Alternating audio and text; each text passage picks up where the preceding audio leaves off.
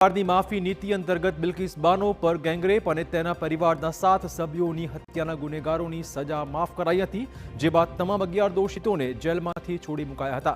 જોકે હવે સુપ્રીમ કોર્ટના નિર્ણય બાદ ગુનેગારોને ફરીથી જેલ ભેગા થવું પડશે। આ દોષિતોને 2008માં સ્પેશિયલ સીબીઆઈ કોર્ટે આજીવન કેદની સજા સંભળાવી હતી, જેને બોમ્બે હાઈકોર્ટે પણ મંજૂર રાખી હતી।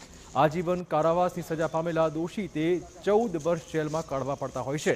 બિલ્કિસ બાનો ગેંગરેપના દોષિતોએ 15 વર્ષ જેલમાં વિતાવ્યા છે, જે બાદ ગુનેગારોએ સજામાં રાહત આપવા વિનંતી પણ કરી હતી, જેના પર ગુજરાત સરકારે તેને માફી નીતિ અંતર્ગત 11 દોષિતોને જેલમાંથી મુક્ત કર્યા હતા।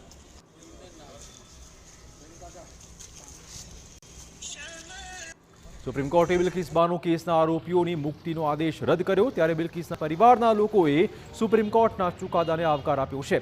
દાહોદના લીમખેડાના રણધીકપુરમાં રહેતા બિલ્કિસના પરિવારના લોકોએ કહ્યું છે કે સરકાર દ્વારા દોષિતોને મુક્ત કરવાનો નિર્ણય ખોટો હતો, પરંતુ આજે અમને સુપ્રીમ કોર્ટે ન્યાય આપ્યો છે। મહત્વપૂર્ણ છે કે 2002માં રમખાણો દરમિયાન રણધીકપુરમાં બિલ્કિસ બાનો પર ગેંગરેપ આચરવામાં આવ્યો હતો, ત્યારે હવે સુપ્રીમના ચુકાદા બાદ રણધીકપુરમાં પોલીસનો પણ બંદોબસ્ત ગોઠવી દેવાયો છે।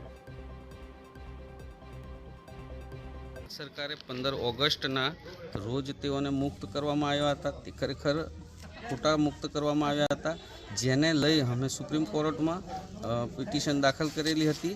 આજે મીડિયાના માધ્યમથી મને જાણવા મળ્યું છે કે સુપ્રીમ કોર્ટે ગુજરાત સરકારના નિર્ણયને રદ કર્યો છે અને આરોપીઓને પાછા જેલમાં નાખવા, અને તે બાબતે અમે ખુશ છીએ અને અમને અમારો ન્યાય મળ્યો તેવી અમે આશા વ્યક્ત કરીએ છીએ।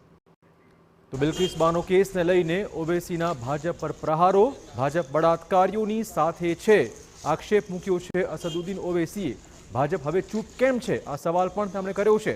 સરકાર બિલ્કિસ બાનો પાસે માફી માંગે તેવી પણ ઓવૈસીએ માંગ કરી છે। बीजेपी बिल्किस बानो के रेपिस्ट को छोड़कर बीजेपी आज रेपिस्ट के साथ खड़ी हुई है, चाहे वो सरकार में हो, सेंटर में हो या स्टेट में हो। बीजेपी की सरकार ने इनको छोड़ा, और क्यों छोड़ा? इलेक्शन से पहले छोड़ा, गुजरात के विधानसभा के चुनाव से पहले। अब बीजेपी इस जजमेंट के बाद खामोश क्यों है? बीजेपी आज बीजेपी को खामोशी तोड़नी चाहिए।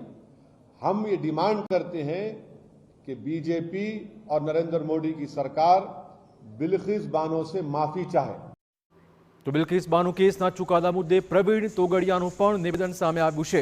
દેશમાં બધાને ન્યાય મળે તેવી પ્રાર્થના તેમણે કરી છે। બધા હિન્દુઓને ન્યાય અને સુરક્ષા મળે તેવી પણ તેમણે આશા સેવી છે। ન્યાય મળે તે માટે કાનૂની પ્રયત્ન કરતા રહીશું, આ કહેવું છે પ્રવીણ તોગડિયાનું।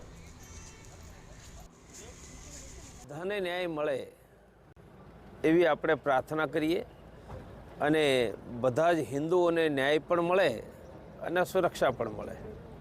આપને શું લાગે છે, આ જે આરોપીઓ હતા તેમને ન્યાય મળ્યો છે કે એમની સાથે અન્યાય થયો? આ દેશમાં બધા જ હિન્દુઓને ન્યાય મળે, સુરક્ષા મળે એવી જ આંતરરાષ્ટ્રીય હિન્દુ પરિષદ આશા રાખે છે, અને એ દિશામાં મળીને કાનૂની પ્રયાસ કરતા રહીશું।